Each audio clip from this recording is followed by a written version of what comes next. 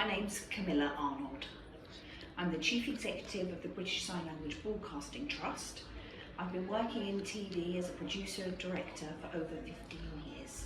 I've worked my way up from being a runner and a researcher to an assistant producer, and now I'm Chief Executive, focusing on commissioning programmes across multiple genres of factual and drama, and nurturing deaf talent. When I'm not working, I've got my own little family at home. I have a small baby boy, 2 fur babies, 2 dogs, and a lovely husband.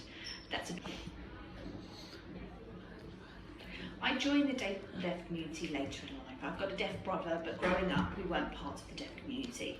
We had a few deaf friends, but we weren't part of the community. It was only when I started my first job in television.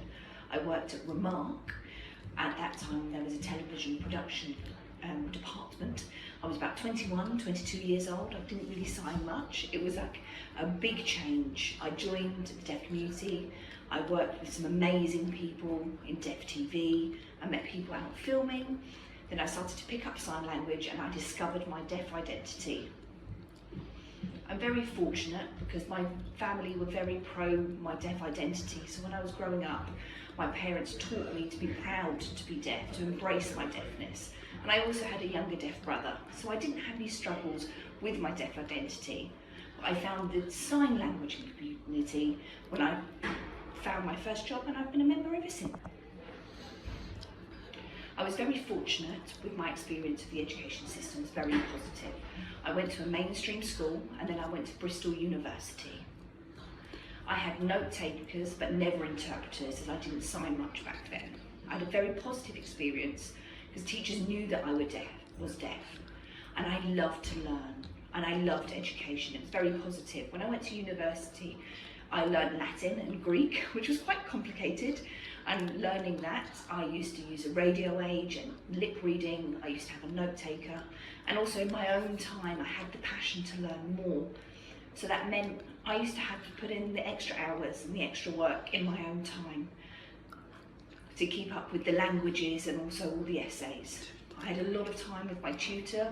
I was very fortunate to have a positive experience.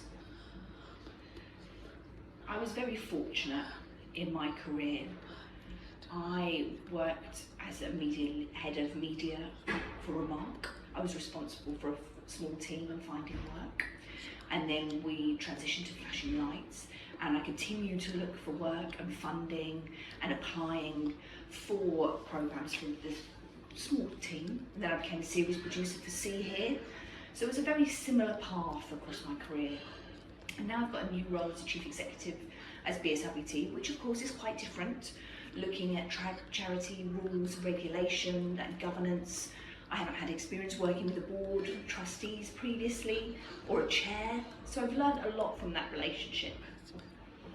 My experience of management was transferable. The skills that I'd learned have transferred into my current new role. Of course it's challenging and I'm still learning, and I'll continue to learn. And moving into strategic thinking is a little bit different. I look back and I think actually I have always thought strategically, but I hadn't realised it. I didn't realise these skills were transferable to my new role. People have asked me, have you had any challenges as a deaf woman? Yes, I have. I've had a lot of the world putting my elbows out and barging my way to the front is in the nicest way possible. It's about having self-belief and being assertive and ensuring that my voice is heard. And I think I've sort of made a lot of connections with people and gained people's trust. Trust is a two-way street, and I've been very lucky to build on that and build on new connections going forward. It's been difficult as a woman, but I think the world is changing and the world is more open-minded and more respectful of female leadership. Also female directors in television, that was a struggle. And I think television industry has a long way to go, specifically for opportunities for women. So that's why part of my role, I want to look into that. There's not just the producer-director roles, there's lots of other roles that can be filled, and that's one of my aims here at BSLTB. To be a good leader or a role model, I think there are a number of things you need. You need to be empathetic, You need to have those human qualities. You need to be able to connect to people and listen to them. Without their support, you won't be able to do your job. You need to work with your staff and your team. They're the engine room. You need them to work well and together. I'm a believer in listening to people, but also mutual respect. It is a two-way thing. I respect and trust my team, and they trust and respect me back. I think transparency is paramount important. If you're transparent and open about issues that you are facing, the team are more understanding and supportive of where you are. I think also having a sense of fun. People want to enjoy their work. I want to enjoy my job. And if you have that sense of get up and go, and we're in it together, people buy into your ideas and work together. I think that's really important. I'm a big champion of deaf talent and nurturing deaf talent behind and in front of the camera. For example, in Hollywood, they're way ahead of us when it comes to on-screen talent. They've had deaf actors in big Hollywood movies, and that's brilliant for representation, but I think more work needs to be done behind the camera. You cannot write a script without deaf involvement, specifically if it's a deaf character. You can tell it's not an authentic representation. If a director is filming a deaf actor, sometimes the framing's not right, or they go in too tight, which is why I feel it's so important to develop deaf talent on screen, but also off screen too. Having deaf people involved from the start to the end, having a deaf editor or a deaf art director to work on the set. In my work, both in deaf television and mainstream television, there's not enough deaf involvement. And I don't see why deaf people can't be involved. With the right training, the right support and the right career pathways, deaf people can work in mainstream TV, and that's something I really want to see more of in the future. The only way it can be done is more training, more awareness, more outreach work at schools and university, encouraging people to get involved in the media.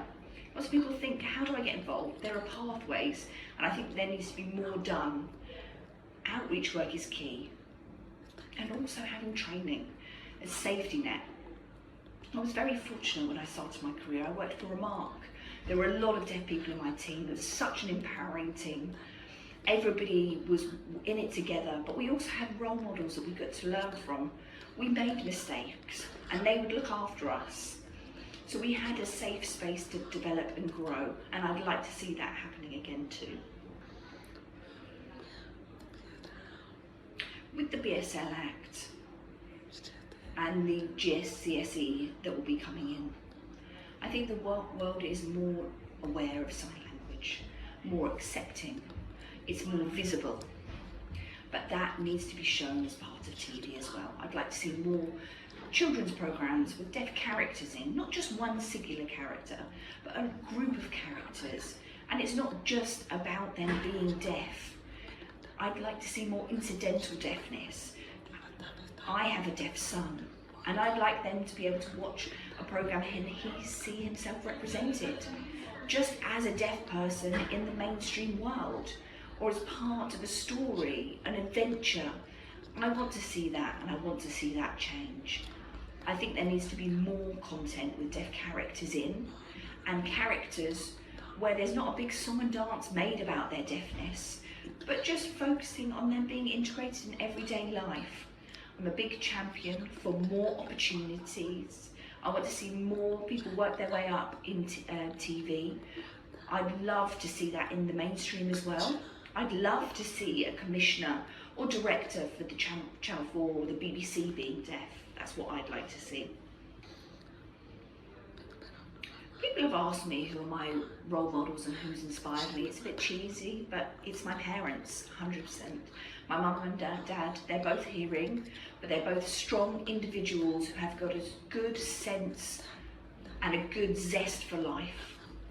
They're very proactive, and they've passed on that attitude to me. It doesn't matter that you're deaf. If you want to do something, set your heart to it, and you can do it.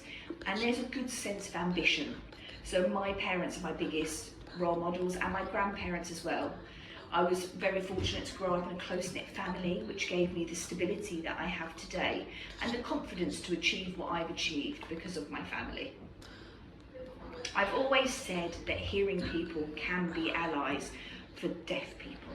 Make sure you collaborate with the right hearing people who you think will support you, encourage you and protect you. Hearing people, if you see it that there is a deaf person you want to work with, don't patronise them.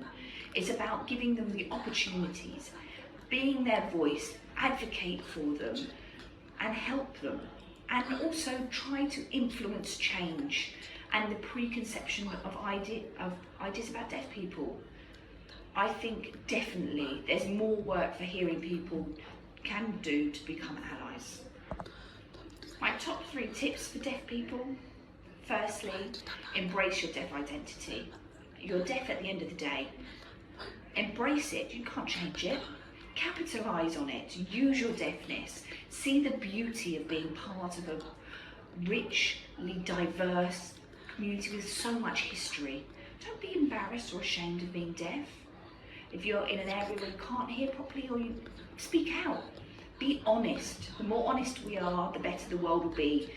People's perceptions will change. And then also, you need to support each other. I've seen a lot of, oh, you're not deaf enough. Oh, the big D, little d debate. We need to be supporting each other and working together to change people's perceptions. Praise each other. Don't try and pull people down. Let's not be crabs in a bucket. Let's work together. It's not just about hearing allies, but it's about deaf allies as well.